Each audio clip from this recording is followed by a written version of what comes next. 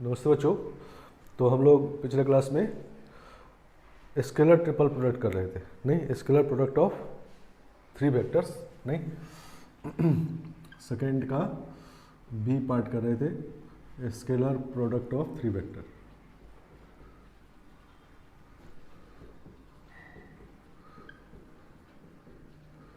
Vectors और इसमें scalar triple product भी कहते हैं।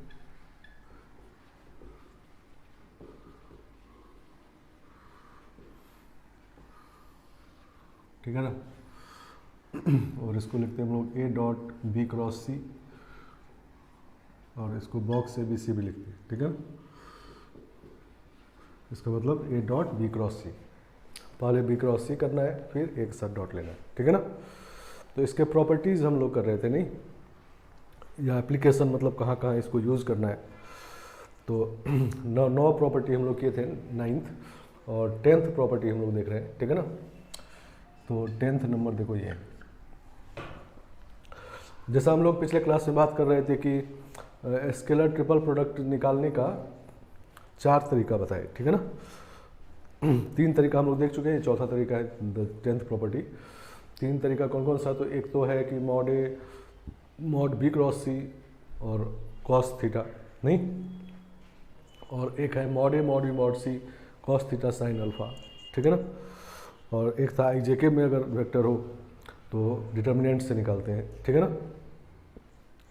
और चौथा तरीका देखो ये है कि लिखते हैं if vector A is A1I A2J A3K, vector B is B1I B2J B3K, vector C is C1I C2J C3K। सही ना। तो हम लोग जानते हैं कि A B C जो होता है उसको लिखते हैं हम लोग determinant of A1 A2 A3 B1 B2 B3 और C1 C2 C3। सही ना। ऐसा लिखते हैं। और डिटर्मिनेंट का सारा प्रॉपर्टी पे डिटर्मिनेंट का जो प्रॉपर्टी है वही स्केलर ट्रिपल प्रोडक्ट का प्रॉपर्टी है। ये पीछे हम लोग देखे थे, नहीं। अब डिटर्मिनेंट में एक काम और करते हैं हम लोग, मल्टीप्लिकेशन ऑफ डिटर्मिनेंट। ठीक है ना। तो उसी पे बेस्ड ये प्रॉपर्टी 10th है। तो देखो इसको स्क्वायर कर दे रहे हैं हम। ठीक है ना। तो एक बार और इसको लिख दे रहे हैं इस तरह से A1 A2 A3 B1 B2 B3 और C1 C2 C3। ठीक है ना। इस डिटर्मिनेंट को ऐसे भी लिख सकते हैं क्योंकि रो और कॉलम को इंटरचेंज करने से वैल्यू पे कोई फर्क नहीं पड़ता है। ठीक है ना। ये बात पता है, नहीं। तो जब आप इसको मल्टीप्लाई करते हैं तो कैसे करते हैं? मैट्रिक्स की तरह, फर्स्ट रो फर्स्ट कॉलम, नहीं। तो क्या होगा? A1 स्क्वायर, ऐसा होगा A1 square plus A2 square plus A3 square. इसका पोजीशन क्या होगा? तो फर्स्ट रो फर्स्ट कॉलम, मतलब यहाँ वाला। ठीक है ना। ये चीज़ होगा, नहीं। और ये एक्चुअली क्या है? तो मॉड ए स्क्वायर, नहीं, मॉड ए स्क्वायर करेंगे तो यही चीज़ मिलेगा। ठीक है ना। तो यहाँ लिखते हैं मॉड ए स्क्वायर। सही ना। अब फर्स्ट रो सेकेंड कॉलम अगर करेंगे तो ये आएगा A1 B1 plus A2 B2 plus A3 B3। ठीक है ना। फर्स्ट रो सेकेंड कॉलम ऐसा ही आएगा, और इसका पोजीशन होगा फर्स्ट रो सेकेंड कॉलम, मतलब यहाँ वाला। ठीक है ना। सही ना। तो ये एक्चुअली देखो क्या है, A और B ये है, तो A1 B1 A2 B2 A3 B3 का सम जो होगा वो A डॉट B होगा। ठीक है ना। तो ये A डॉट B है। सिमिलरली जो फर्स्ट रो थर्ड कॉलम करेंगे तो A डॉट C आ जाएगा। ठीक है ना। आ रहा है बात समझ में? और इसी तरह से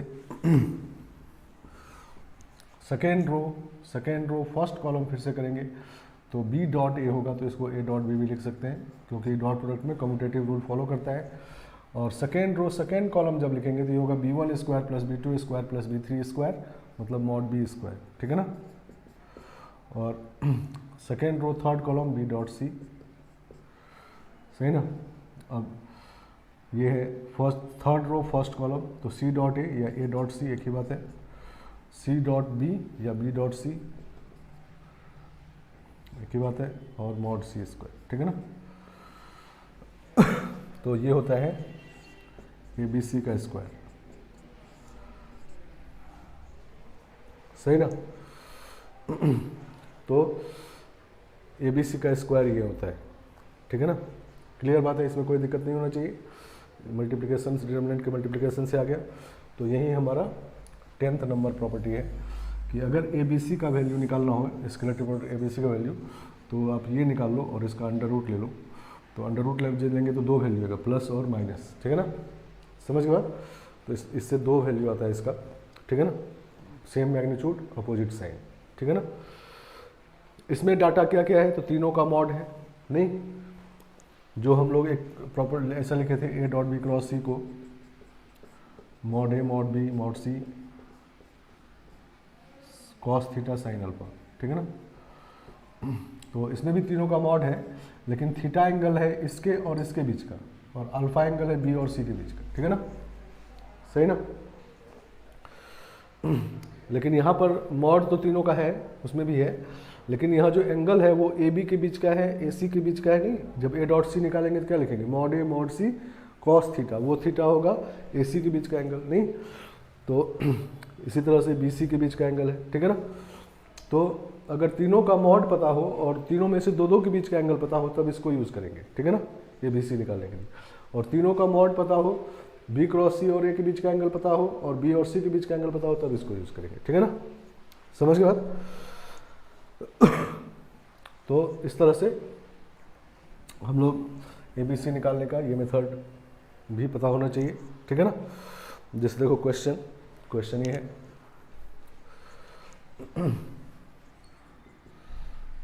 late A B C are unit vectors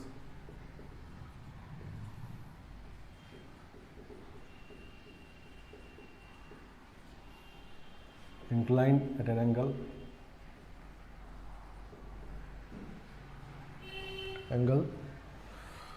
pi by 3 with each other.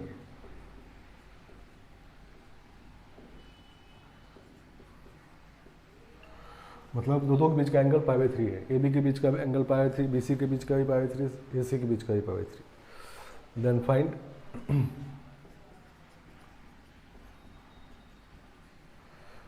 Mod of A B सी।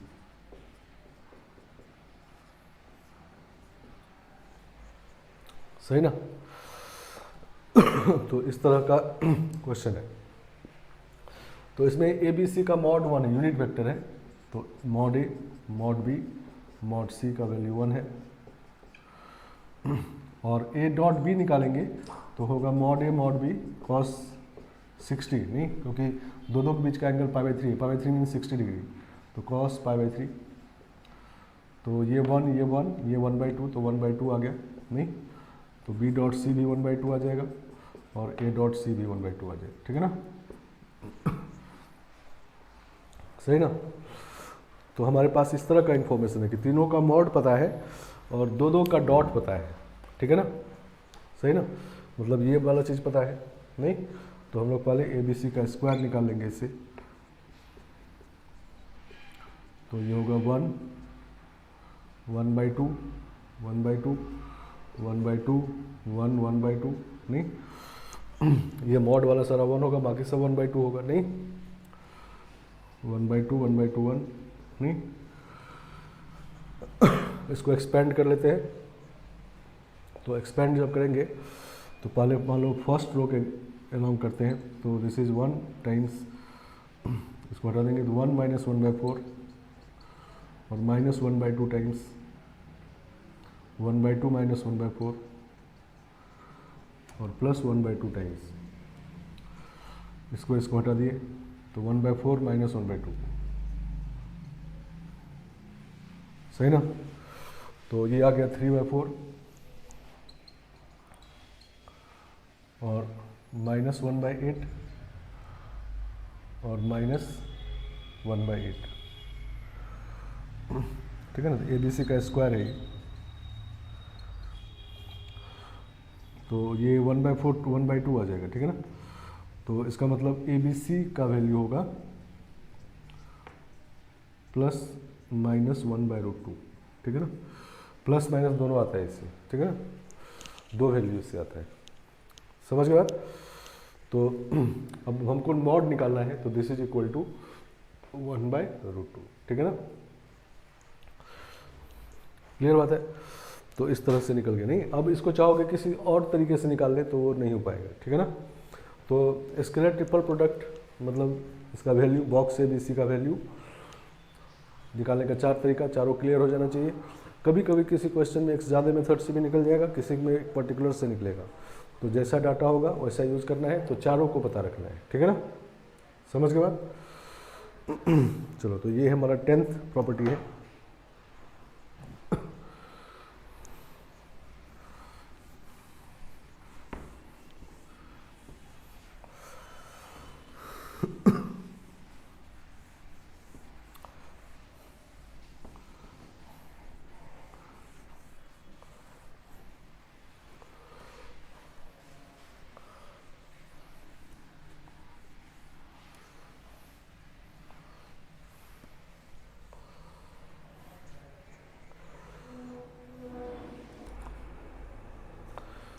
चलो, सेकेंड नंबर था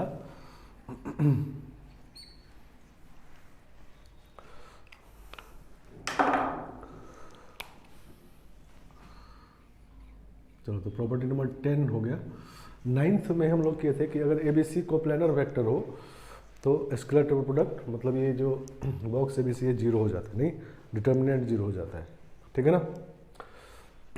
तो एक क्वेश्चन और करते हैं, देखो उस पर, और फिर नेक्स्ट प्रॉपर्टी भी चलते हैं, ठीक है ना। क्वेश्चन है, if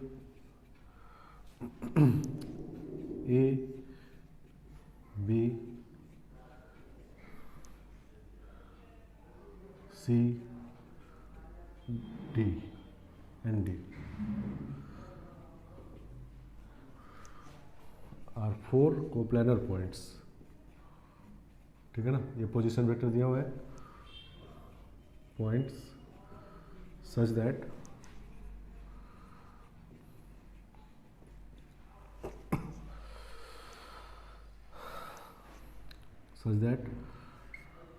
DAB plus DBC plus DCA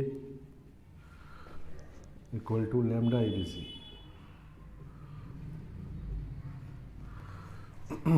then find lambda.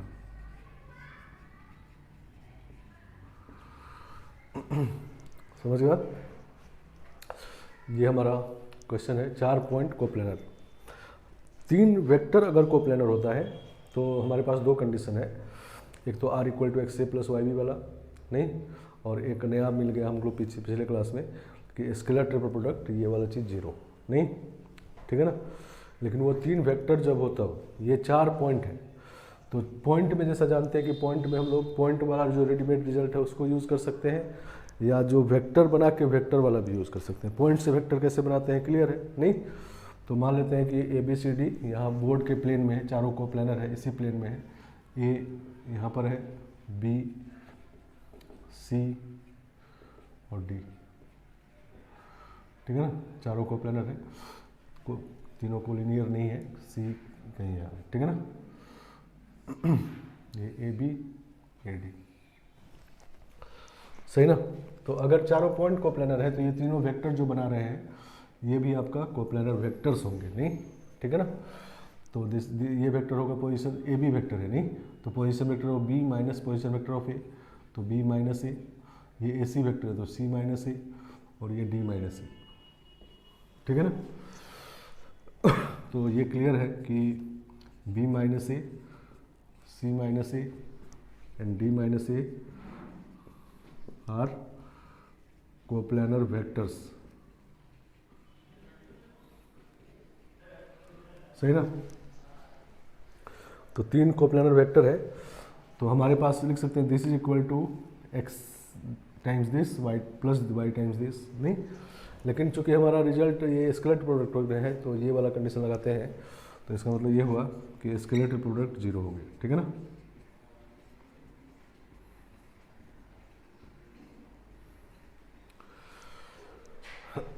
चलिए ना, समझ के बाद तो जब ए बी सी जीरो होता है तो फिर इसका किसी भी ऑर्डर में लिखेंगे तो जीरो ही होगा, नहीं, ठीक है ना। तो इसे कोई फर्क नहीं पड़ता, कोई चाहे पहले इसको लिख दे, कोई चाहे पहले इसको लिख दे, कोई चाहे पहले इसको लिख दे, सब जीरो है, ठीक है ना, सही ना।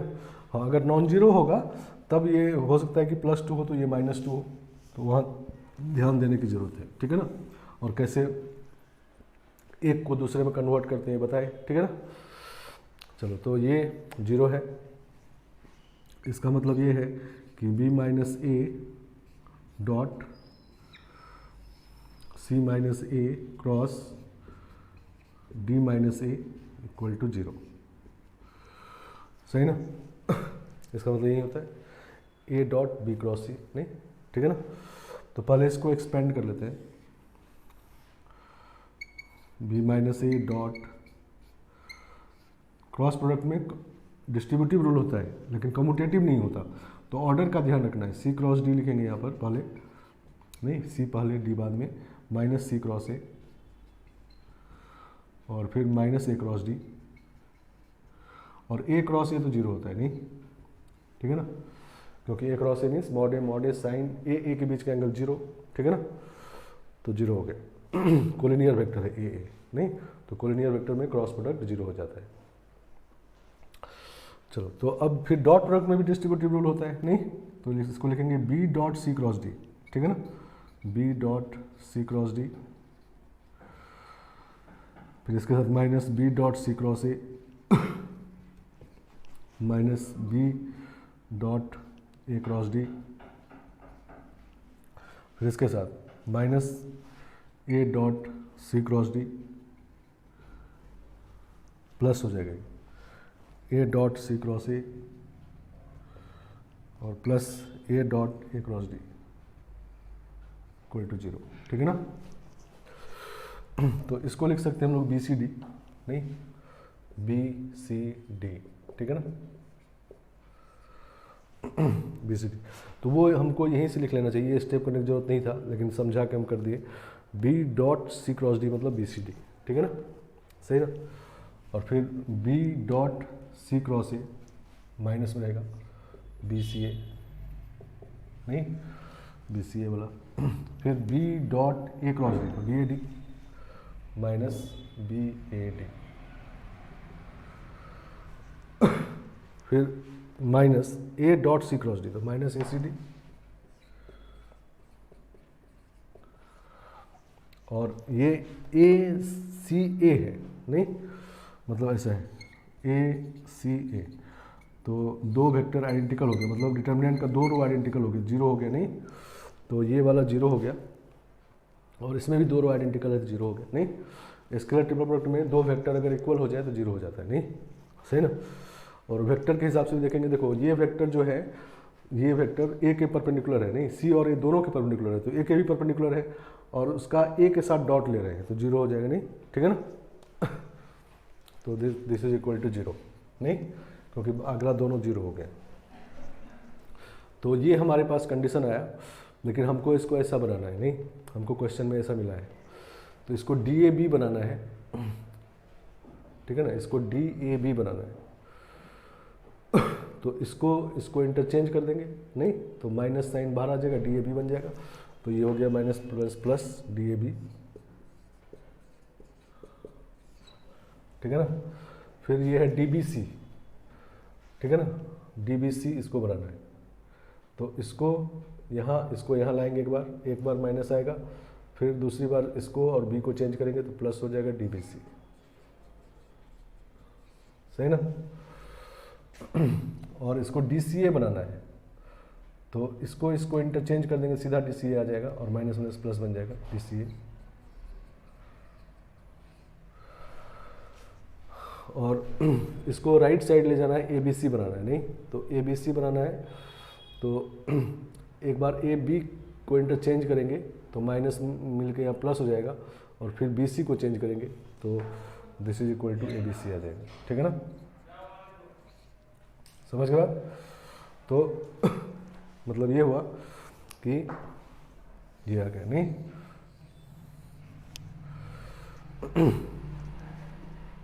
तो लैम्डा का वैल्यू कंपेयर करेंगे यहाँ से, तो लैम्डा इक्वल टू 1 आ गया, नहीं। तो इस रिजल्ट को अब आप पता रख सकते हैं, ठीक है ना, कि 4 पॉइंट अगर कोप्लेनर है तो ये यूज़ करना है। नहीं, जैसे 2 वेक्टर कोलिनियर होने के लिए हम लोग यूज़ किए थे A क्रॉस B 0, नहीं, और 3 पॉइंट ABC अगर कोलिनियर हो तब किए थे A cross B plus B cross C plus C cross A equal to 0, नहीं। तो 3 पॉइंट कोलिनियर होने का ये भी कंडीशन याद रख सकते हैं, लेकिन ज़रूरी नहीं है क्योंकि इसमें ऑर्डर का ध्यान देना है, ऑर्डर अगर मिस हो गया तो गड़बड़ हो जाएगा। तो जब भी 4 पॉइंट का कोप्लेनरिटी चेक करना हो तो 3 वेक्टर बना के चेक करिए, और 3 वेक्टर कोप्लेनरिटी चेक करने का 2 तरीका होता है, एक R equal to XA plus YB वाला तरीका और एक ABC स्केलेटल प्रोडक्ट 0, तो तीनों वेक्टर ABC कोप्लेनर हो जाते हैं, ठीक है ना, समझ गया। तो इसको आप प्रॉपर्टी नंबर 11 समझ सकते हैं कि 4 पॉइंट अगर कोप्लेनर हो जाए, ठीक है ना, लेकिन याद रखने की कोई ज़रूरत नहीं है, ठीक है ना, समझ गया।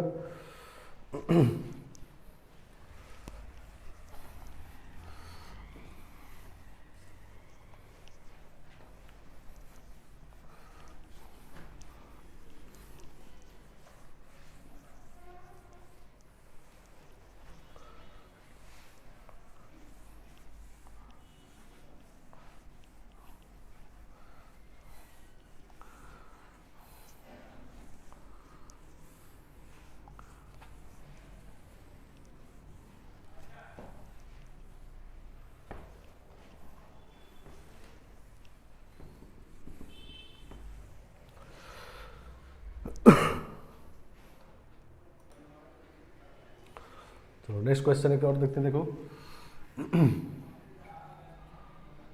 फॉर एनी 2 वेक्टर्स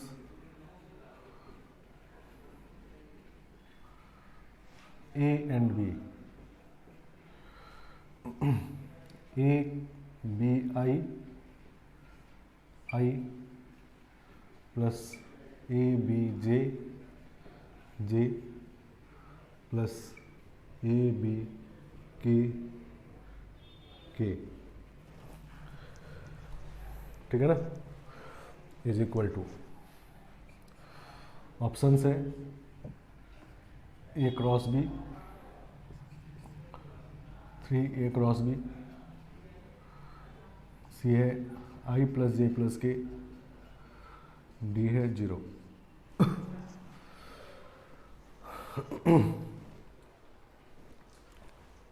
ठीक है, तो देखो बॉक्स A B I का मतलब क्या है, इसका मतलब है A dot B cross I, सही ना, सही ना। और जैसा हम लोग जानते हैं कि डॉट क्रॉस का पोजीशन इंटरचेंज कर दीजिए तो वैल्यू कोई फर्क नहीं पड़ता, तो इसको लिख सकते हैं A cross B dot I, ये भी लिख सकते हैं, ठीक है ना, समझ गया। इसको देखो, इसको इंटरचेंज कर देंगे और फिर ए बी को इंटरचेंज कर देंगे तो ये हो जाएगा I dot A cross B, ठीक है ना। तो I dot A cross B को A cross B dot I भी लिख सकते हैं, ठीक है ना, आए बात समझ में। तो जब हम लोग इसको लिखने जाएंगे तो इसको लिखेंगे हम लोग ए क्रॉस बी डॉट आई आई के साथ plus A cross B dot जे के साथ ए क्रॉस बी डॉट के के साथ, ठीक है ना, ठीक है ना। तो ये अब ध्यान आ रहा होगा पीछे का कि ये are dot I R dot J are dot के लिखा हुआ है, नहीं तो वेक्टर आर हो गया ये, तो मतलब ए क्रॉस बी हो गया, तो this is equal to A cross B, नहीं तो ए क्रॉस बी वेक्टर है समझ गया, क्योंकि ये ए क्रॉस बी का एक्स कंपोनेंट है, ठीक है ना, और ये वाई कंपोनेंट, ये जेड कंपोनेंट, ठीक है ना, तो इसका मतलब ये ए क्रॉस बी वेक्टर है, नहीं एक्स कंपोनेंट आई के साथ, वाई कंपोनेंट जे के साथ, के कंपोनेंट जेड कंपोनेंट के साथ, अगर ऐसा लिखा हो तो वही वेक्टर है जिस वेक्टर का ये कंपोनेंट है, नहीं पीछे हम लोग पढ़े ना, R equal to R dot I plus R dot J plus R dot K, ठीक है ना, तो ये वेक्टर आर होता है, ठीक है। तो उसी तरह ए क्रॉस बी के साथ ये लिखा हुआ है तो ए क्रॉस बी वेक्टर हो गया, नहीं समझ गया।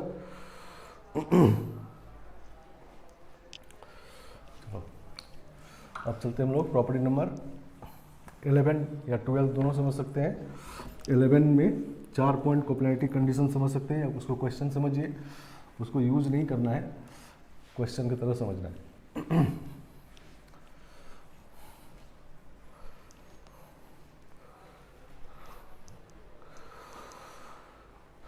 चलो 11th प्रॉपर्टी होता है कि स्केलर ट्रिपल प्रोडक्ट का यूज करते हैं हम लोग वॉल्यूम निकालने में, 3D फिगर का वॉल्यूम निकालने में, ठीक है ना, समझ गया। जिस तरह से क्रॉस प्रोडक्ट का यूज़ किए हम लोग एरिया निकालने में, ठीक है ना, प्लेनर फिगर अगर है तो उसका एरिया निकालने में क्रॉस प्रोडक्ट यूज़ किए, ट्राइंगल के एरिया के हेल्प से किसी पॉलीगन का निकाल सकते हैं। और उसी तरह 11th का यूज़ है वॉल्यूम निकालने में, ठीक है ना। तो इसको लिखते हैं इस तरह से, 11th का A, volume of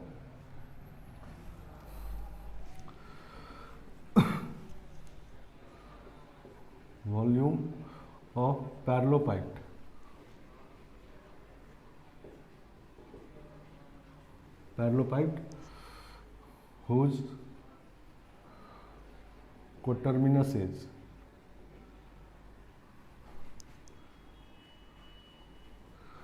are ABC. Coterminous is are ABC is equal to mod of ABC.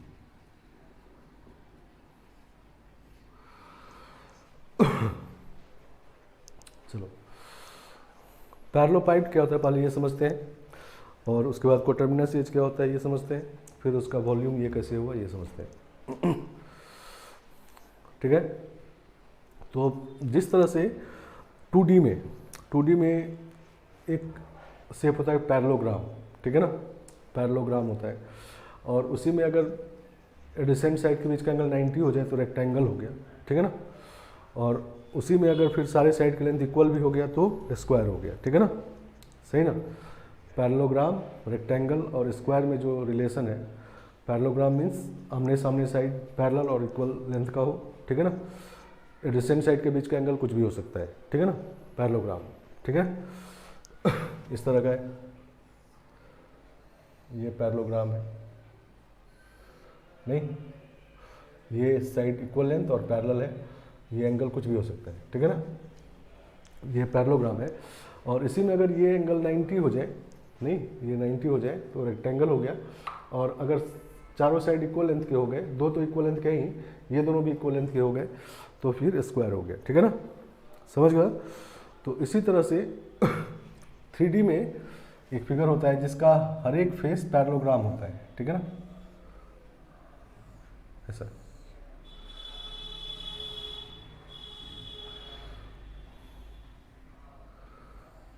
ये इसका हर एक फेस पैरेललोग्राम है, ठीक है ना। अब इसी में अगर ये एंगल 90 हो जाए तो ये क्यूबॉइड हो जाता है, ठीक है ना, सही ना। और अगर सारे लेंथ इक्वल, साइड की लेंथ इक्वल हो गए तो उसी को क्यूब कहते हैं, ठीक है ना। तो जो रिलेशन पैरेललोग्राम, रेक्टेंगल और स्क्वायर में है 2D में, वही relation parallelepiped is corresponding to parallelogram and cuboid is corresponding to rectangle and cube is corresponding to square, ठीक है ना, समझ गया। तो ये जो हम फिगर बनाए हैं 3D फिगर है, जैसा बताए थे कि ये 2D है बोर्ड, तो इसमें 3D ध्यान समझना है। तो ये पैरेललोग्राम, इसका हर एक फेस जो है ये पैरेललोग्राम है। अगर यही हर एक फेस अगर रेक्टेंगल हो जाए तो इसको क्यूबॉइड कहेंगे, और अगर हर एक फेस स्क्वायर हो जाए तो उसको क्यूब कहेंगे, ठीक है ना। तो ये पैरेललोपाइड है, ठीक है ना। अगर हर एक फेस पैरेललोग्राम है तो इसका नाम है पैरेललोपाइड, यही पैरेललोपाइड है, ठीक है ना। अब इसका हर एक वर्टेक्स देखेंगे, हर एक वर्टेक्स, जैसे ये वर्टेक्स है तो इससे 3 साइड बाहर निकल रहा है, ठीक है ना, समझ गया। किसी भी वर्टेक्स देखो, यहाँ से देखो तो 3 साइड बाहर निकलेगा, ठीक है ना। तो इसी का नाम होता है कोटरमिनस एज, ठीक है ना। कोटरमिनस एज मीन्स जो एक ही टर्मिनल से निकले, ठीक है ना, सही ना, एक ही पॉइंट से जो पास करे उस एज को कहते हैं कोटरमिनस एज। तो ये तीनों कोटरमिनस है, ये कोटरमिनस एक ही टर्मिनल से निकल रहा है, तो वो उसके अलॉन्ग वेक्टर दिया हुआ ABC, ठीक है ना। तो ये है वेक्टर, मान लेते हैं A, ये है B और ये वेक्टर है C, समझ गए बात। तो इसका वॉल्यूम होता है दिस, ठीक है ना, समझ गया। तो स्केलेटल प्रोडक्ट ABC करके और मॉड ले लीजिए, क्योंकि वॉल्यूम है तो पॉजिटिव होना चाहिए, तो मॉड ले लेंगे। और इसी में B लिखते हैं पहले, फिर और समझते हैं। Volume of tetrahedron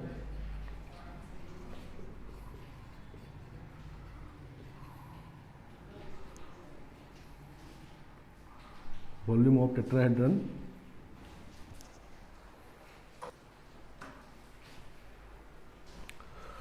volume of tetrahedron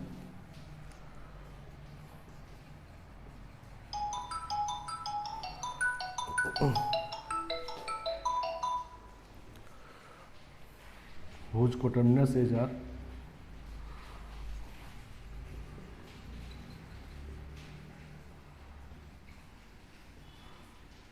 ABC, ठीक है ना।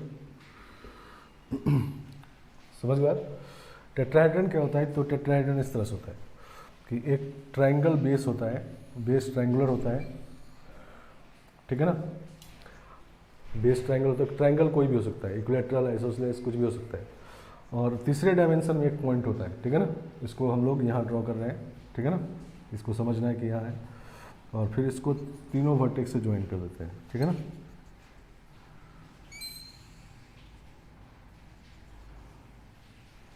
सही ना, ये पॉइंट इधर है, इसे यहाँ पर सिर्फ एक पॉइंट है, ठीक है ना।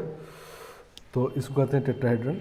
और अगर सारी साइड की लेंथ इक्वल हो जाए तो रेगुलर टेट्राहेड्रन कहते हैं, ठीक है ना।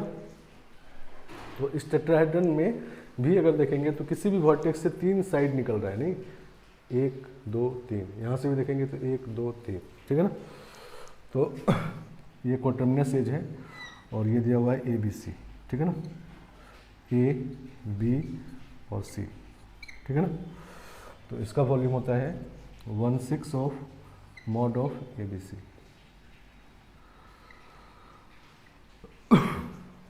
समझ गए आप, 1/6 ऑफ मॉड ऑफ ABC, ठीक है ना। तो ये 2 वॉल्यूम हम लोग लिखे हैं। तो एक्चुअली 2 ही क्यों पढ़ते हैं, और भी पढ़ सकते हैं, ठीक है ना। तो 2 क्या है ये समझ जाना है, उसके बाद बाकी खुद से समझ लेंगे। तो 3D में 2 टाइप का फिगर होता है, एक को कहते हैं प्रिज्म और एक कहते हैं पिरामिड, ठीक है ना। प्रिज्म और पिरामिड, ठीक है ना। तो पहला फिगर होता है जो होता है प्रिज्म और दूसरा पिरामिड। तो प्रिज्म जो होता है, प्रिज्म क्या होता है पहले ये समझना है। तो प्रिज्म का जो बेस होता है वो किसी भी शेप का हो सकता है, ठीक है ना। जैसे इसमें पैरेललोग्राम शेप है, ठीक है ना, सही ना। तो जैसा बेस होता है प्रिज्म में, टॉप भी वैसा ही होता है, ठीक है ना। समझ गया, पैरेललोग्राम है तो ये भी पैरेललोग्राम है, ठीक है ना। और फिर इस तरह ज्वाइन होता है ये, ठीक है ना। तो इसको कहते हैं प्रिज्म, और जैसा बेस होता है उसी पे उसका नाम होता है, ठीक है ना, ठीक है ना। तो अगर स्क्वायर बेस मान लो है तो स्क्वायर प्रिज्म कहेंगे, रेक्टेंगुलर बेस है तो रेक्टेंगुलर प्रिज्म कहेंगे, सर्कुलर बेस है तो सर्कुलर प्रिज्म कहेंगे, वो सिलेंडर भी कहते हैं उसको, ठीक है ना। समझ गए बात। तो प्रिज्म में क्या होता है कि जैसा बेस किसी भी शेप का हो सकता है और टॉप भी उसी शेप का होगा, ठीक है ना। और फिर सबसे ज्वाइन होगा इस तरह से। तो उसको जैसा बेस होता है उसी के नाम पे होता है। नहीं ट्रायंगुलर बेस अगर हो जाएगा तो उसको ट्रायंगुलर प्रिज्म कहेंगे नहीं। जैसे मान लो ऐसे ट्रायंगल है और यहाँ पर एक ट्रायंगल और है,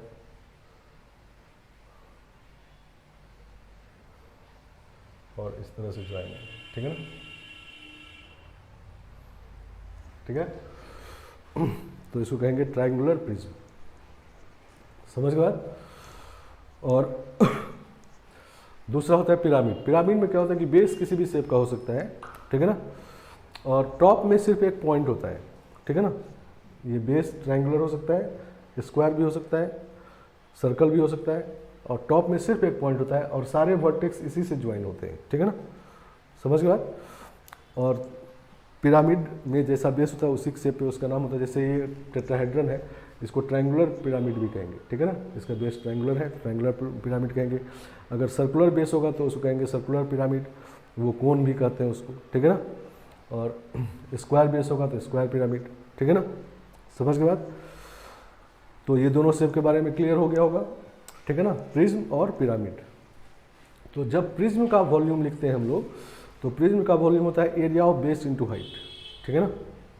प्रिज्म का वॉल्यूम एरिया ऑफ बेस, अब बेस जिस भी शेप का है उसका एरिया लिख लीजिए। जैसे मान लो सिलेंडर है, ठीक है ना, पीछे हम लोग पढ़ चुके हैं इसको। तो सिलेंडर में इस सिलेंडर का एक्चुअली जैसा देखो बेस है वैसा ही टॉप है, तो ये है सर्कुलर प्रिज्म, ठीक है ना, ठीक है ना। तो इसका एरिया वॉल्यूम क्या होगा, एरिया ऑफ बेस, ठीक है ना, ठीक है ना। तो बेस सर्कुलर है तो एरिया होगा pi R square into height H है तो इंटू एच, ठीक है ना। तो प्रिज्म का वॉल्यूम हमेशा ही होता है area of base into height, ठीक है ना, समझ गए आप। इसी तरह बेस अगर स्क्वायर हो गया तो स्क्वायर प्रिज्म कहेंगे, नहीं, बेस स्क्वायर टॉप स्क्वायर तो स्क्वायर उसी को क्यूब कहते हैं। तो एरिया ऑफ बेस स्क्वायर का एरिया इंटू हाइट, नहीं, तो तीनों इक्वल है तो चूंकि एल क्यूब कहते हैं, ठीक है ना, समझ गए बात। तो प्रिज्म का एरिया निकालने के लिए area of base into height करते हैं, और पिरामिड का एरिया निकालने के लिए 1/3 of area of base into height करते हैं, ठीक है ना। जैसे हम लोग कोन पढ़े हैं, तो कोन में क्या है कि सर्कल एक है, टॉप में एक पॉइंट है, नहीं, और इसको ज्वाइन कर दिए, नहीं, सबसे पूरा ज्वाइन किया हुआ है, ठीक है ना। तो इसका जब एरिया लिखते हैं तो लिखते हैं 1/3 ऑफ एरिया ऑफ बेस, मतलब सर्कल का एरिया इंटू हाइट, ठीक है ना, समझ गए आप। तो पिरामिड का एरिया में 1/3 लगा के area of base into height, और प्रिज्म के एरिया में सीधा सीधा area of base into height, ठीक है ना, समझ गए बात। तो अब हम लोग इन दोनों का एरिया निकालते हैं, और ये प्रिज्म का लिखे हैं, ये पिरामिड का लिखे हैं, नहीं, टेट्राहेड्रन जो है वो पिरामिड केस है, टेट्राहेड्रन ट्रायंगुलर पिरामिड है, और जो पैरेललोपाइड है वो प्रिज्म का केस है, ठीक है ना। चलो तो प्रिज्म का एरिया होता है area of base into height, नहीं, तो बेस यहाँ पर पैरेललोग्राम है, तो पैरेललोग्राम का एरिया होगा a क्रॉस b, नहीं, ठीक है ना। तो a क्रॉस b का मॉड हो गया बेस का एरिया, नहीं, इंटू हाइट करना है अब। तो हाइट देखो यहाँ पर हाइट इस तरह से है, हाइट ये है, नहीं, ठीक है ना, ये एक्चुअली यहाँ पर है, नहीं, इस प्लेन पर कहीं पर ये हमारे को मिलेगा, ठीक है ना, हाइट, ये हाइट, सही ना। ये भी कह लो तो एक ही बात है, ठीक है ना। तो ये जो वेक्टर है, ये वेक्टर a क्रॉस b के अलॉन्ग है, नहीं, a क्रॉस b लेंगे तो यही परपेंडिकुलर डायरेक्शन वेक्टर मिलेगा, तो a क्रॉस b के अलॉन्ग ये वेक्टर है, और इसका c का प्रोजेक्शन इसके अलॉन्ग अगर निकाल दें तो यही h होगा, नहीं। तो हाइट जो है इसका है वो क्या है, projection of c along a cross b, नहीं, तो क्या लिखेंगे c dot a cross b upon mod of a cross b, नहीं, प्रोजेक्शन अलॉन्ग वाला लिख निकाल दिए। अब area of base into height multiply करेंगे और मॉड लेंगे तो यही आ जाएगा, नहीं, सही ना, आया समझ में। तो इसमें जो बेस था वो पैरेललोग्राम था, पैरेललोग्राम का एरिया लिख दिए पहले, नहीं, पैरेललोग्राम का एरिया क्रॉस प्रोडक्ट से निकाल लिए, और हाइट हम लोगों को निकालना है। तो हाइट क्या है, तो ये जो वेक्टर है जो ए बी के परपेंडिकुलर है उसी के लॉन्ग हाइट होगा, तो उसको एच कर लिया हाइट को, तो ए क्रॉस बी के लॉन्ग ये है, तो इस सी का प्रोजेक्शन अगर इसके लॉन्ग निकाल दिया जाए तो यही हाइट आ जाएगा, नहीं। तो ये प्रोजेक्शन निकालने का काम जो होता है ये कहा नहीं जाता है क्वेश्चन में, आप खुद समझना होगा कि ये प्रोजेक्शन निकालेंगे तो आ जाएगा। तो कौन सा निकालेंगे, अलॉन्ग वाला या परपेंडिकुलर वाला, यही पता होना चाहिए। तो अगर हमको ये वेक्टर पता होता और ये पता होता तब ये निकालना होता तो परपेंडिकुलर वाला निकालते, और हमको अभी यही वेक्टर पता है और इसका इसके ये यही निकालना है, तो अलॉन्ग वाला निकालेंगे तो यही आ जाएगा, ठीक है ना। तो हाइट ये हो गया, एरिया ऑफ बेस ये हो गया, मल्टीप्लाई करेंगे तो यही आ जाएगा, मॉड लेंगे तो, ठीक है ना। अब देखो इसमें हमको क्या करना है, पिरामिड है तो 1/3 of area of base, base triangular है, ए और बी साइड लेंथ है, तो हाफ ए क्रॉस बी लिखेंगे, नहीं, ट्रायंगल के लिए होता है हाफ ए क्रॉस बी। और हाइट देखो, इसमें जो हाइट होगा वो फिर से यहाँ से कुछ ऐसा होगा, नहीं, और इसके अलॉन्ग वेक्टर फिर से ए क्रॉस बी होगा, नहीं, क्योंकि ए और बी के प्लेन के परपेंडिकुलर है, नहीं। और ये सी वेक्टर का प्रोजेक्शन, ये सी जो वेक्टर है उसका प्रोजेक्शन इसके अलॉन्ग ले लेंगे, नहीं, तो यही वाला चीज़ हो जाएगा, तो यहाँ रख देंगे, तो 1/6 ऑफ दिस आ जाएगा, ठीक है ना, सही ना। क्लियर बात। तो प्रिज्म और पिरामिड, तो हम लोग 2 एग्जाम्पल किए हैं, लेकिन आपको कोई भी शेप हो सकता है। ये समझना है पहले कि प्रिज्म है या पिरामिड है। प्रिज्म है तो area of base into height लिखना है, पिरामिड है तो 1/3 of area of base into height लिखना है। तो इसमें 1/6 कैसे आ गया, क्योंकि ट्राइंगल में 1/2 भी आता है, तो 1/6 आ गया। ठीक है ना, समझ गए बात। चलो, तो एक क्वेश्चन इस पे करते हैं, फिर आगे बढ़ते हैं। अब एक बात और समझना है कि मान लो अगर वॉल्यूम 0 आ गया, नहीं ये निकाले और 0 आ गया, तो इसका मतलब क्या हुआ कि पैरेललोपाइड या टेट्राहेड्रन नहीं बना। तो ये क्यों नहीं बना, क्योंकि तीनों पॉइंट को, तीनों वेक्टर को प्लानर हो गए। अगर ABC तीनों वेक्टर को प्लानर हो जाएगा नहीं, तो तब तो ये बन ही नहीं सकता, ये क्योंकि 3D फिगर है, प्लेन में तो बनेगा नहीं। तो जब तीनों वेक्टर को प्लानर हो जाता है तो ABC 0 होता है, ये पहले से पता भी है हम लोगों को। ठीक है ना। तो क्वेश्चन कर लेते हैं, find volume of tetrahedron whose coterminus is are A 2i minus j plus 3k, B j plus 4k and C i plus 2j minus k। ठीक है ना। चलो, तो पहले हम लोग ABC का मॉड निकालते हैं। ABC पहले निकालते हैं, तो ये होगा i वाला कोफिशिएंट 2 -1 3। ठीक है ना। B में i वाला नहीं है तो 0 1 4, C में फिर है 1 2 -1। इसको एक्सपेंड कर लेते हैं कॉलम के, फर्स्ट कॉलम के अमाउंट, क्योंकि इसमें 0 है। 2 तो -1 -6 और -0 हो जाएगा। ठीक है ना। और +1 तो -4 -3 तो -14 और -7 -21 आ गए। अब वॉल्यूम ऑफ टेट्राहेड्रन क्या होगा, 1/6 ऑफ मॉड ऑफ ABC। ठीक है ना। तो कितना आ जाएगा 21/6, तो 7/2। ठीक है ना। 7/2 आ गया। क्लियर। तो ये वॉल्यूम ऑफ टेट्राहेड्रन आ गया।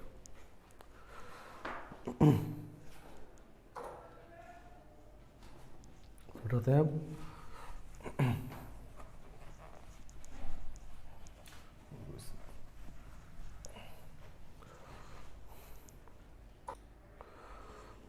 चलो, तो अब हम लोग ये 3 वेक्टर का प्रोडक्ट पढ़े हम लोग। ठीक है ना। उसमें 2 part, vector product of 3 vector, उसमें 3 ही चीज़ यूज़ करना है। एक तो A dot B cross C कैसे निकालते हैं, ठीक है ना, mod A mod B mod C sine alpha sign beta, A cross B cross C, और उसके बाद उसका डायरेक्शन क्या होता है, और फिर उसको एक्सपेंड कैसे करते हैं। ठीक है ना। A dot CB minus A dot BC। ठीक है ना। तो और स्केलर ट्रिपल प्रोडक्ट काफ़ी इंपॉर्टेंट, इसमें काफ़ी सारा बात है, 11 प्रॉपर्टी पढ़े हम लोग। ठीक है ना। तो बहुत क्वेश्चन, अगर 3 वेक्टर वाले में क्वेश्चन आता है तो सबसे ज़्यादा इसी से आता है। ठीक है ना। मेंस में, जेई मेन में 2 वेक्टर तक का ही आता है। ठीक है ना। 2 वेक्टर आएगा, 3 वेक्टर अगर आएगा तो जैसे पॉइंट लिखा एग्जैक्ट उसी पे क्वेश्चन आ जाएगा, 3 वेक्टर अगर आया तो। ठीक है ना, नहीं तो आएगा ही नहीं। और एडवांस में लेकिन 3 वेक्टर, 3 से ज़्यादा वेक्टर सब आता है। ठीक है ना। तो अब हम लोग तीसरा पार्ट करेंगे, 3 से ज़्यादा वेक्टर का प्रोडक्ट। ठीक है ना। Product of more than 3 vectors.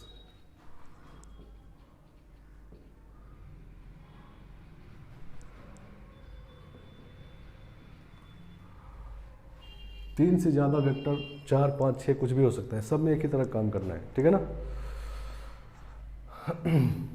तो जैसे एग्जांपल लिखते हैं, ये है A क्रॉस B और डॉट C क्रॉस D। ठीक है ना। ये 4 वेक्टर का प्रोडक्ट है, और चूंकि इस प्रोडक्ट का जो वैल्यू निकालेंगे स्केलर आएगा नहीं, क्योंकि ये वेक्टर क्वांटिटी, ये वेक्टर क्वांटिटी, इसके बाद डॉट है तो स्केलर आएगा नहीं, सही ना। तो this is scalar, scalar product of 4 vector कहेंगे इसको। ठीक है ना। तो 3 से ज़्यादा वेक्टर जब हम लोग लिखते हैं तो 4 भी हो सकता है, 5 भी हो सकता है। तो अभी 4 का एक एग्जाम्पल लिए हैं, ठीक है ना, समझ गए बात। तो इसमें क्या है कि आप इसको 2 वेक्टर का भी प्रोडक्ट समझ सकते हैं। जैसे मान लो इसको कह दिए हम एक p वेक्टर, इसको कह दिए q वेक्टर, तो p डॉट q है, तो 2 वेक्टर बना के भी कर सकते हैं, या सिर्फ इसको कह दिए p वेक्टर, तो ये तब 3 वेक्टर का प्रोडक्ट हो गया, स्केलर ट्रिपल प्रोडक्ट। तो 3 वेक्टर का भी इसमें यूज़ कर सकते हैं। और 3 से ज़्यादा वेक्टर वाले में रेडीमेड मतलब थ्योरी जैसा कुछ नहीं है, जितना आप ध्यान में रख लो उतना ठीक है। नहीं, रेडीमेड रिजल्ट का पता है, ठीक है, नहीं तो 2 और 3 यूज़ करते रहना है, ठीक है ना, समझ गए बात। जैसे 3 वेक्टर अगर मान लो था a cross b dot c, तो ये 3 वेक्टर का भी प्रोडक्ट है, और इसको अगर p कह दें तो p डॉट c 2 वेक्टर का भी प्रोडक्ट है, ठीक है ना।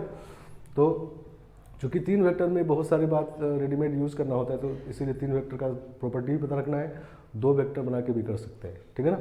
लेकिन 3 से ज़्यादा वेक्टर में कोई ऐसा नहीं है कि 100% ध्यान रखना ही है। आप रखोगे तो क्वेश्चन जल्दी बनेगा, जितना रख लोगे। तो हम बताते जाएंगे कौन कौन सा रखना जरूर है, ठीक है ना, समझ गए बात। नहीं तो 3 वेक्टर या 2 वेक्टर बना के पीछे वाले को यूज़ करना है, ठीक है ना। चलो, तो हम लोग क्या करते हैं कि इसको एक नया वेक्टर कर देते हैं, put c cross d equal to m vector, सही ना। तो ये हो गया a cross b dot m, हो गया कि नहीं, ये m कर दिए। तो अब 4 वेक्टर का प्रोडक्ट जो था वो 3 वेक्टर में चेंज हो गया, नहीं। और अब स्केलर ट्रिपल प्रोडक्ट हो गया ये, ठीक है ना। तो स्केलर ट्रिपल प्रोडक्ट का प्रॉपर्टी क्या होता है, एक प्रॉपर्टी होता है कि क्रॉस और डॉट को इंटरचेंज कर दीजिए। मतलब यहाँ a और b के बीच में क्रॉस लगा हुआ है, तो आप लगा दीजिए a और b के बीच में डॉट, और b क्रॉस m, तो ये दोनों एक ही होता है, ठीक है ना, सही ना, आया बात समझ में। अब हम m को वापस रख देते हैं, b क्रॉस m का वैल्यू है c क्रॉस d, वापस रख दिए, ठीक है ना। तो अब ये हो गया 3 वेक्टर का वेक्टर प्रोडक्ट, नहीं, तो 3 वेक्टर का वेक्टर प्रोडक्ट ये d है। तो इसके बारे में पता है हम लोगों को, तो a डॉट, इसको क्या लिखेंगे, b dot D C, b dot D C के साथ minus b dot C d के साथ, नहीं, पहले दूर वाले का डॉट लेना है, बाहर वाले का दूर के साथ, वो प्लस में रहेगा c के साथ, और फिर इसका नज़दीक वाले के साथ डॉट माइनस में रहेगा d के साथ, ठीक है ना। चलो, तो ये b डॉट डी तो स्केलर है, तो इसको आप बाहर निकाल लोगे और a डॉट सी हो जाएगा ये, नहीं, तो b dot D a dot C, और इसी तरह इसमें ये स्केलर है तो बाहर आ जाएगा, और b डॉट सी बाहर आ गया, और a डॉट डी हो गया, ठीक है ना, सही ना। तो ऐसा हो गया। तो इसको अगर आप ध्यान में रखोगे तो ठीक है, कैसे रखना ये बता देते हैं। 4 वेक्टर का स्केलर प्रोडक्ट है, ठीक है ना।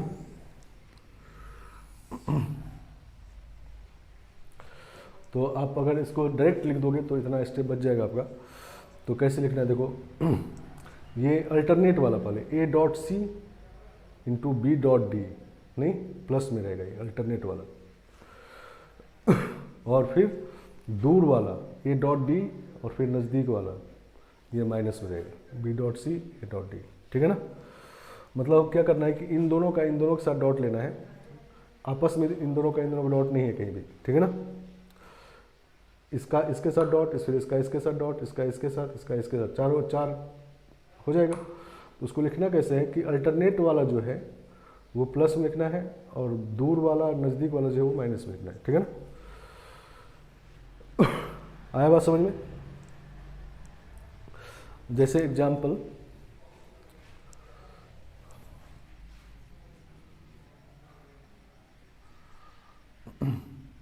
For any two vectors a and b, a cross I dot b cross I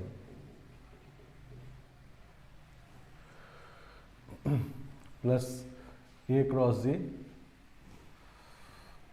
बस इसको A cross I dot B cross I plus A cross J dot B cross J plus A cross K dot B cross K is equal to option है A cross B, A dot B, B है 2 A dot B, C है 3 A dot B और D है A cross B. तो ये तो clear है कि ये नहीं हो सकता क्योंकि ये वेक्टर क्वांटिटी है, ये स्केलर क्वांटिटी है, ठीक है ना। स्केलर प्रोडक्ट ऑफ 4 वेक्टर है, नहीं स्केलर है। तो डी तो नहीं हो सकता, बाकी 3 में देखना है, ठीक है ना। तो इसी तरह देखो लिखते हैं A cross I dot B cross I को क्या लिखेंगे, पहले अल्टरनेट वाला ए डॉट बी और आई डॉट आई, तो आई डॉट आई तो 1 होता है, तो ए डॉट बी और माइनस दूर वाला A dot I into B dot आई,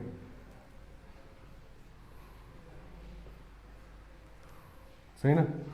इसी तरह से B cross I A cross I A cross J dot B cross J, इसको लिखेंगे।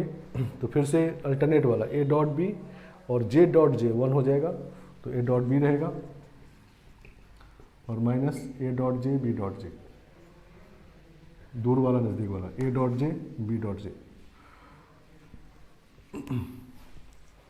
समझ गए बात। इसी तरह से A cross K dot B cross K, इसको लिखेंगे। तो इसमें भी पहले अल्टरनेट वाला तो ए डॉट बी और के डॉट के तो 1 होते हैं, तो ए डॉट बी रहेगा, ठीक है ना, और माइनस दूर वाला तो ए डॉट के और बी डॉट के नज़दीक वाला, ठीक है ना। तीनों को जब ऐड करेंगे तो ये 3 ए डॉट बी हो जाएगा और माइनस देखो ये ए डॉट आई मीन्स ए का एक्स कंपोनेंट और ये बी का एक्स कंपोनेंट, तो ए का एक्स कंपोनेंट बी का एक्स कंपोनेंट ऐड हुआ, फिर वाई कंपोनेंट मल्टीप्लाई हुआ, फिर वाई कंपोनेंट मल्टीप्लाई हुआ, फिर जेड कंपोनेंट मल्टीप्लाई हुआ, फिर ऐड हुआ, तो ए डॉट बी होगा ये, नहीं ये हम लोग पीछे पढ़ चुके हैं। तो this is 2 A dot B, ठीक है ना, तो 2 ए डॉट बी हो गया। क्लियर? समझ गए बात। तो इस तरह से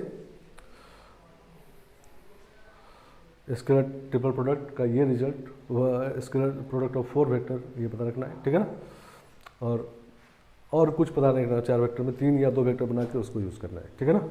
समझ गए। ये भी पता रख नहीं रख सकते हैं आप, ऐसे कर लो, यहाँ तक पहुँच जाओ, ये कर लो, ठीक है ना। 2 और 3 ज़्यादा इम्पोर्टेंट, जैसे जैसे पढ़ते आए हैं वैसे वैसे इम्पोर्टेंट, मतलब पहले जो बेसिक पढ़े वो सबसे ज़्यादा इम्पोर्टेंट, उसके बिना कुछ नहीं होना है। फिर 2 वेक्टर का प्रोडक्ट उसके बाद इम्पोर्टेंट, ठीक है ना। फिर 3 वेक्टर का प्रोडक्ट इम्पोर्टेंट, फिर 3 से ज़्यादा वेक्टर का प्रोडक्ट, ठीक है ना। बिना 3 का वेक्टर का प्रोडक्ट किए चाहे वो 4 वेक्टर का हम सारा क्वेश्चन कर ले तो नहीं होना है, ठीक है ना। समझ गए बात। या 2 वेक्टर किए बिना 3 का कर लेंगे तो नहीं होगा। चलो इसी तरह से मान लो वेक्टर प्रोडक्ट ऑफ 4 वेक्टर का देखते हैं।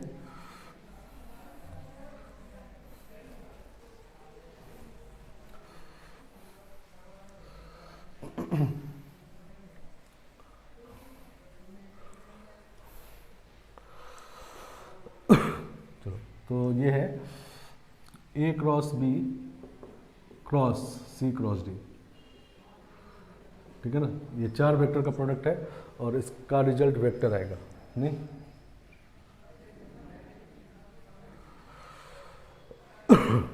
चलो तो 4 वेक्टर का प्रोडक्ट में हम लोग इसको 2 वेक्टर भी समझ सकते हैं, इसको P मान लो, इसको Q मान लो, तो P क्रॉस Q, नहीं, ठीक है ना। मतलब अगर इसका मॉड पता है, इसका मॉड पता है, इसके बीच का एंगल पता है तो निकालेंगे, ठीक है ना। या 3 वेक्टर भी समझ सकते हैं, मान लो इसको वेक्टर मान लो हम P कर दिए तो A cross B cross P, 3 vector वाला यूज़ कर लेंगे, ठीक है ना। समझ गए बात। चलो तो इसको हम लोग M वेक्टर फिर से कर लेते हैं, put C cross D equal to M, नहीं, ये एक वेक्टर होगा, मान लेते हैं m वेक्टर है, तो a cross b cross m, तो अब ये बन गया 3 वेक्टर का वेक्टर प्रोडक्ट। नहीं, तो इसको कैसे लिखते हैं, क्लियर है? पहले इसका दूर वाले के साथ डॉट लेते हैं, ठीक है ना, a डॉट m, ठीक है ना, a डॉट m b के साथ minus b dot m a के साथ, ठीक है ना, ऐसा लिखते हैं। अब m को वापस पुट कर देते हैं, ठीक है ना, तो m को जब वापस पुट करेंगे तो a डॉट m मतलब c क्रॉस d b के साथ minus b dot c cross d a के साथ। तो ये a dot c cross d को a c d लिख सकते हैं, नहीं, माइनस इसको b c d लिख सकते हैं, सही ना। और यहाँ पर m का वैल्यू पुट कर देंगे तो हो जाएगा a cross b cross c cross d, तो ये इसका वैल्यू होता है, ठीक है ना।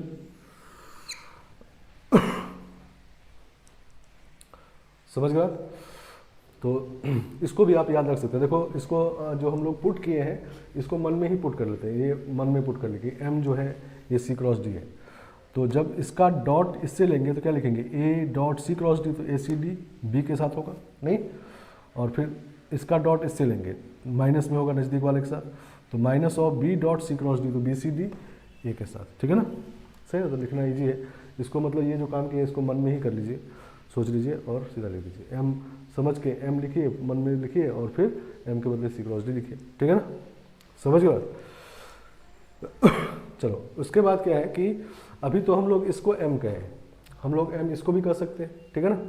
तो अगर इसको m कहेंगे, put a cross b equal to m,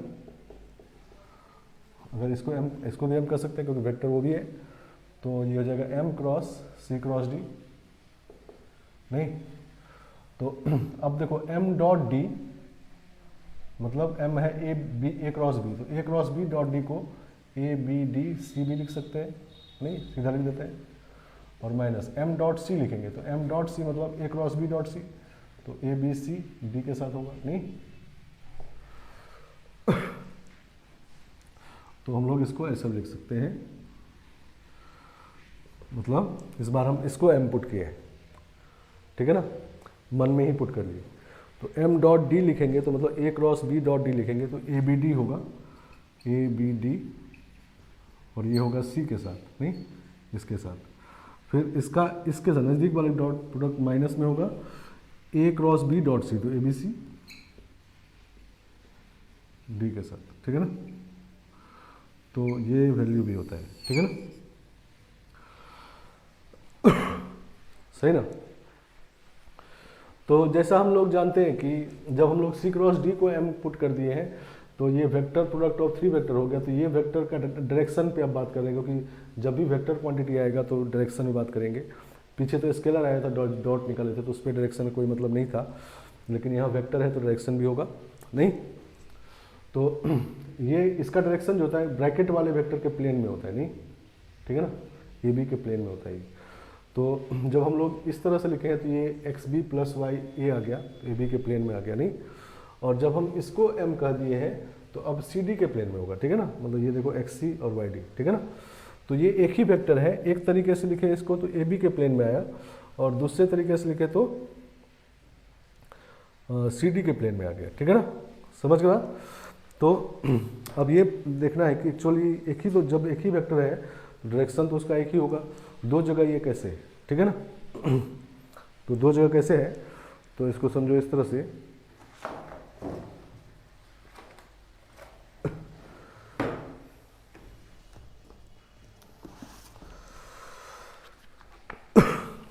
ये ए बी के प्लेन में, ब्रैकेट वाले वेक्टर के प्लेन में, और ये वाला जब लिखे हैं तो सी डी के प्लेन में, ठीक है ना, सही ना। तो देखो ये ऐसे बुक लिए हैं, ठीक है ना, ये प्लेन है जिसमें ए बी वेक्टर है, ठीक है ना। तो ये जो लिखे हैं हम लोग इस तरह से, जब इस तरह से लिखे हैं तो ये ए बी के प्लेन में है, ठीक है ना, सही ना। और ये सी डी का प्लेन है, दूसरा वाला ये सी डी का प्लेन है, इसी प्लेन में सी भी है डी भी है। तो जब दूसरे तरीके से लिखें तो सी डी के प्लेन में ये वाला वेक्टर है, ठीक है ना, सही ना, मतलब इसी प्लेन में है। नहीं तो एक बार इस प्लेन में एक बार इस प्लेन में, एक्चुअली वेक्टर इस लाइन के लॉन्ग है, क्योंकि ये लाइन जो है दोनों प्लेन में है, नहीं, ठीक है ना। तो जब चार वेक्टर का वेक्टर प्रोडक्ट लेते हैं तो ये इसका डायरेक्शन क्या होता है कि एक प्लेन जिसमें ए बी लाई कर रहा है और दूसरा प्लेन जिसमें सी डी लाई कर रहा है, दोनों प्लेन का जहाँ इंटरसेक्शन होगा उसके लॉन्ग ये वेक्टर है। तो चूंकि वो लाइन दोनों, ये जो लाइन है दो प्लेन जब इंटरसेक्ट करेगा तो एक लाइन बनेगा, ये लाइन दोनों प्लेन में है, तो इसको आप ए बी के प्लेन में भी कर सकते हैं और सी डी के प्लेन में भी कर सकते हैं, ठीक है ना। तो इसी तरह से, इसीलिए इसको दो तरीके से लिख सकते हैं, आप इसको ए बी के प्लेन में लिख सकते हैं और सी डी के प्लेन में लिख सकते हैं, ठीक है ना। तो इसको डायरेक्शन लिख देते हैं यहाँ पर, A cross B cross C cross D is a vector along line of intersection of plane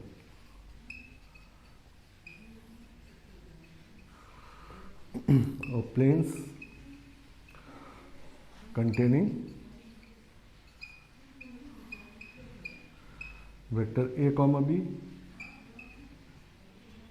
and c comma d, ठीक है ना। जब दो प्लेन इंटरसेक्ट करता है तो एक लाइन बनता है, तो उसी लाइन के लॉन्ग ये वेक्टर होगा, ठीक है ना, जिसमें से एक प्लेन में वेक्टर ए बी लाई करेगा, दूसरे प्लेन में सी डी लाई करेगा, ठीक है ना। तो इसका डायरेक्शन ये पता होना चाहिए। 3D में ऐसा क्वेश्चन होगा कि एक प्लेन में आपको दो वेक्टर दे दिया जाएगा और दूसरे प्लेन में भी दो वेक्टर दे दिया जाएगा, पूछा जाएगा कि जो दोनों प्लेन का लाइन ऑफ इंटरसेक्शन है उसके लॉन्ग वेक्टर निकालिए, तो यही निकाल देंगे तो वो आ जाएगा, ठीक है ना। और उसका मैग्नीट्यूड कहा जाएगा 5 यूनिट है, तो 5 यूनिट का निकाल सकते हैं, ठीक है ना, समझ गए। तो इस तरह से चार वेक्टर का वेक्टर प्रोडक्ट है, इसी तरह चार से ज़्यादा वेक्टर भी हो सकते हैं, उसका भी इसी तरह करना है, ठीक है ना। तो उसके लिए रेडीमेड कुछ नहीं रखना है, इसको रेडीमेड रख सकते हैं, ये इसमें रेडीमेड जैसा रखने वाला कुछ बात नहीं है, मन में ही सोच लेना है और 3 वेक्टर वाला यूज़ करना है, ठीक है ना। तो इसको हटा लेते हैं।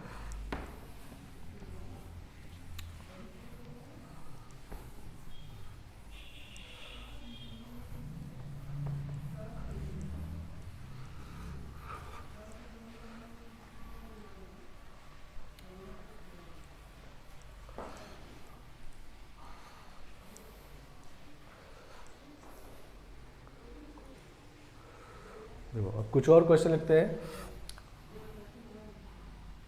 प्रूव दैट, इसको ऐसे लिखते हैं, क्वेश्चन प्रूव दैट फॉर्मूला लिखते हैं।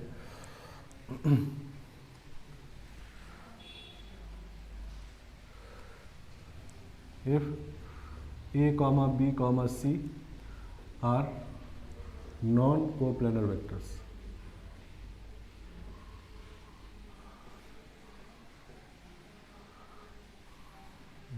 then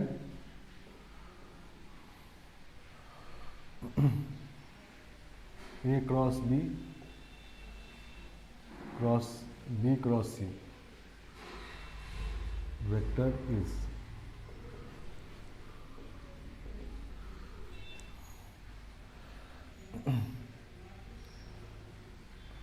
ऑप्शन ए है कोलिनियर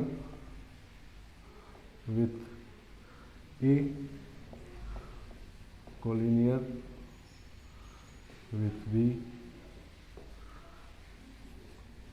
collinear with C और D है कांट से,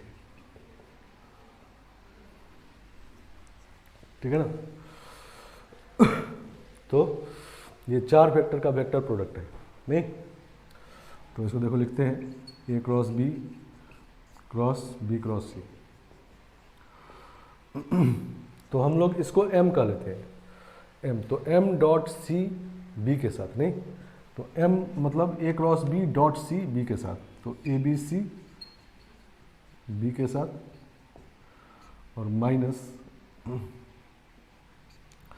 माइनस अब m कहें तो इसका नज़दीक वाले के साथ डॉट प्रोडक्ट माइनस में रहेगा, तो इसका डॉट लेंगे b के साथ, तो a cross b dot b, तो a b b c के साथ, नहीं ये लिख देंगे तुरंत। अब ये इसमें दो वेक्टर आइडेंटिकल है तो जीरो हो गए, नहीं तो ये हो गया a b c b के साथ, ठीक है ना।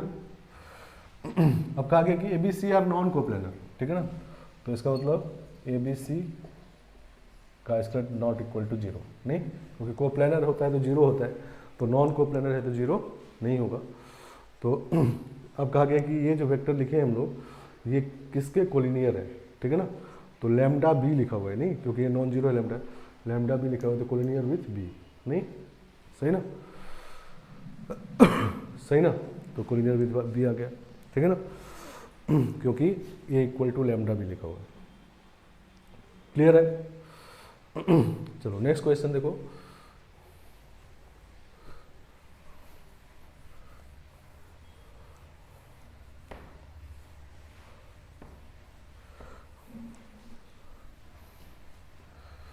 If A B C are non coplanar vector, ऐसे लिखते हैं,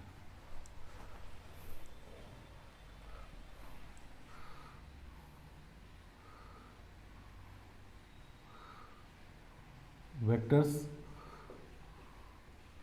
A cross B comma B cross C,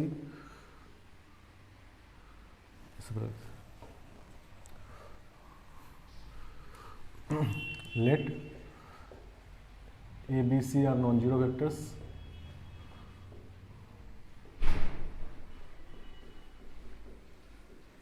A B C are non zero vectors such that A cross B, B cross C, C are coplanar,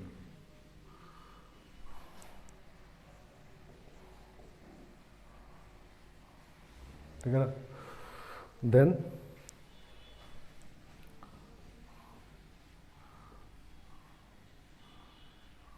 which of the following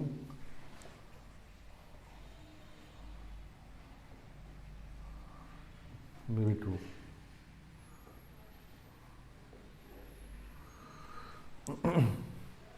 सही ना, ये option है B and C are perpendicular,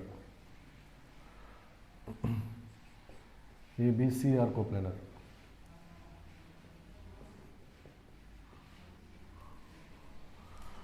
ठीक है ना। तीसरा है A and C are perpendicular, चौथा है A and B are perpendicular,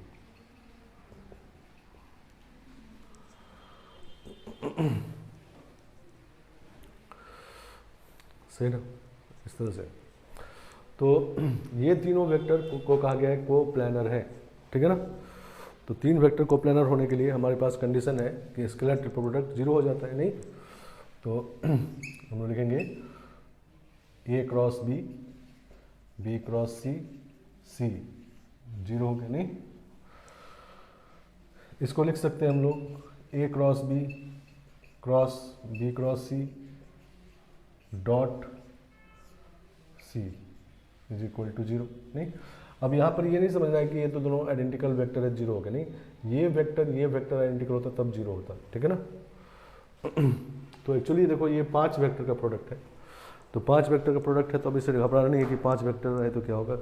तो जो हम लोग 2-3 वेक्टर पढ़े हैं और अभी 4 वेक्टर में भी पढ़े, तो बस इसको यूज़ करना है, ठीक है ना। तो इसको m कहेंगे, इसका डॉट पहले इससे लेंगे, तो ये हो जाएगा ए बी सी बी,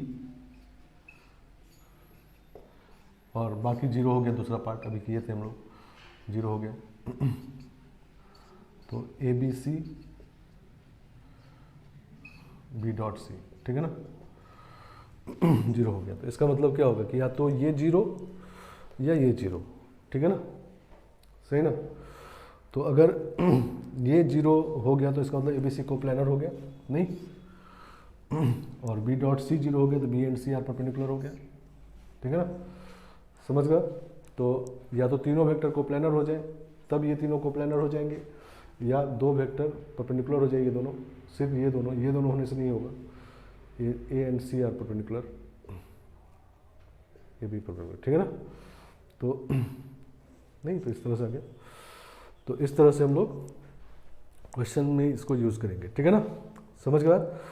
तो आज क्लास में इतना रखते हैं। तो थ्योरी वाला पार्ट ऑलमोस्ट खत्म, एक टॉपिक बचता है थोड़ा छोटा सा, और वो भी समझो क्वेश्चन ही इन्हीं का, ठीक है ना। अब थ्योरी नहीं है, थ्योरी 3 वेक्टर तक ही था, वहाँ तक पूरा पता रखना है। तो अगले क्लास में हम लोग इन सब पे क्वेश्चन करेंगे और फिर ये चैप्टर खत्म हो जाए, ठीक है ना।